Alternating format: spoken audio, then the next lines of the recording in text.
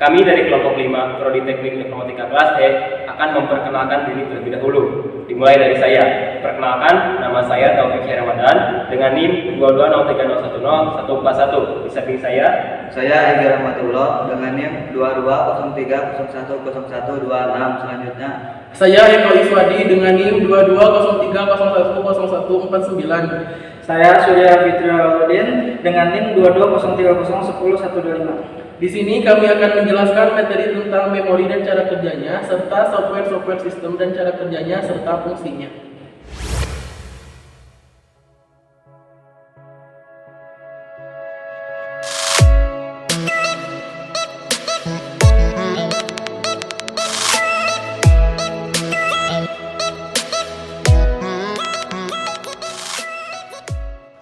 Dalam kesempatan ini, saya akan menjelaskan pengertian dari memori.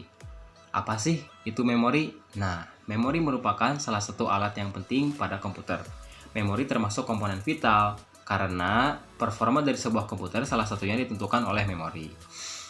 Semakin besar ruang penyimpanan dan kecepatan memori, maka semakin baik juga performa dari sebuah komputer. Memori juga berfungsi sebagai media penyimpanan data yang akan diproses maupun yang sudah diproses. Selain itu, memori komputer juga memiliki dua sifat. Yang pertama itu sifat volatil, yang kedua sifat non-volatil. Apa sih yang disebut dengan sifat volatil dan non-volatil itu? Nah, memori yang bersifat volatil akan kehilangan data atau informasi ketika komputer mati atau catu daya terputus. Sedangkan memori yang bersifat non-volatil akan tetap menyimpan data meski komputer dalam keadaan mati atau catu daya terputus. Tanpa memori, komputer hanya berfungsi sebagai piranti pemroses sinyal digital saja. Contohnya seperti kalkulator dan media player. Nah, selain itu ada juga jenis-jenis dari memori. Yang pertama ada ROM atau singkatan dari Read Only Memory. Yang kedua ada RAM, yaitu singkatan dari Random Access Memory, dan yang ketiga ada Cache Memory. Untuk penjelasan selanjutnya akan dijelaskan oleh teman saya. bagaimana cara kerja memori? 1. RAM yang dapat memungkinkan pengembalian dan penyimpanan data lebih cepat. Karena kecepatan, RAM memberikan solusi yang optimal untuk penyimpanan data sementara, namun perlu aliran listrik yang konstan. Yang tersimpan pada RAM akan segera hilang setelah listrik mati atau dimatikan. 2. ROM untuk instruksi startup yang bersifat tetap dan berbeda dengan RAM yang dapat diubah dan ditambah. Oleh sebab itu, ROM diisi oleh pabrik pembuatnya dengan program-program instruksi khusus untuk operasi dasar, seperti menghidupkan layar dan menampilkan karakter ke layar. 3. Cache memory. Sebelum mencari melalui bentuk memori yang lebih lambat seperti RAM, aplikasi terlebih dahulu memeriksa cache untuk melihat apakah sudah ada informasi di sana. Jika ya, aplikasi akan membaca data dalam cache tersebut untuk menghemat banyak waktu. Jika tidak, aplikasi akan mengambil data dari sumber aslinya dan menyimpan salinannya di dalam cache memory untuk kemungkinan penggunaan di masa yang akan datang. Di sini saya akan menjelaskan apa itu pengertian dari perangkat lunak atau software.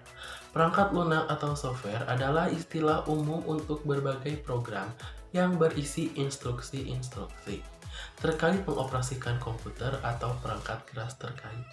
Software dalam bahasa Indonesia disebut juga perangkat lunak karena software secara fisik tidak dapat dilihat namun hanya dapat dioperasikan. Software dapat disimpan di berbagai komponen perangkat keras atau hardware dan dioperasikan secara manual oleh para pengguna pada media penyimpanan seperti hard disk, SSD, dan DVD. Beberapa software disimpan di dalam hardware penyimpanan secara permanen, yaitu ROM yang disebut firmware.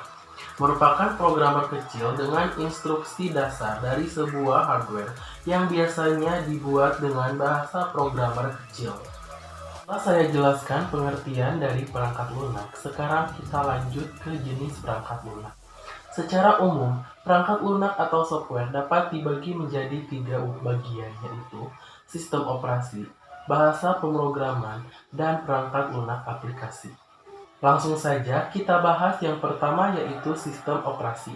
Sistem operasi merupakan sebuah penghubung antar pengguna dari komputer dengan perangkat keras komputer. Sebelum ada sistem operasi, orang hanya menggunakan komputer dengan menggunakan sinyal analog dan sinyal digital. Yang kedua yaitu bahasa pemrograman atau programming language. Ialah program yang digunakan untuk menerjemahkan instruksi-instruksi yang ditulis dalam bahasa pemrograman ke bahasa mesin dengan aturan-aturan tertentu agar diterima oleh komputer. Tiga adalah perangkat lunak aplikasi atau application software, merupakan suatu subkelas perangkat lunak atau software pada komputer yang memanfaatkan kemampuan komputer langsung guna melakukan suatu tugas yang diinginkan si pengguna. Program ini dibuat programmer dan sudah disesuaikan dengan kebutuhan pemakainya. Dan di sini saya akan menjelaskan bagaimana sih cara kerja software system. Ada bahasa pemrograman rendah atau disebut low level language. Misalnya assembly digunakan menjadi alternatif untuk membuat kode mesin. Karena lebih mudah dibaca namun tetap mengutamakan kedekatan terhadap instruksi hardware. Selain itu, software sudah dapat dibuat menggunakan komputer itu sendiri tanpa menggunakan mesin switchboard. Bahasa mesin umumnya digunakan untuk membuat firmware. Dan ada juga bahasa pemrograman tinggi atau disebut high level language, dan ada yang dapat bekerja tanpa kompiler. Misalnya, pemrogram web seperti HTML, CSS, JavaScript, PHP hingga pemrograman multiguna seperti Python yang menggunakan interpreter, pemrosesan instruksi prosesor langsung tanpa kompilasi. Dan apa aja sih fungsi software system? Di dunia digital banyak terdapat jenis-jenis software yang dikembangkan untuk melakukan tujuan tertentu. Fungsi software paling umum adalah untuk mendeteksi hardware pada komputer, sehingga komputer yang digunakan dapat bekerja dengan baik sesuai pekerjaan yang dilakukannya. Software juga berguna sebagai media untuk menghubungkan beberapa software lainnya dengan perangkat keras komputer. Demikian materi yang dapat kami sampaikan. Mohon maaf bila ada kesalahan dalam penyampaian materi. Terima kasih telah menonton video. Sekian dari kami. Wassalamualaikum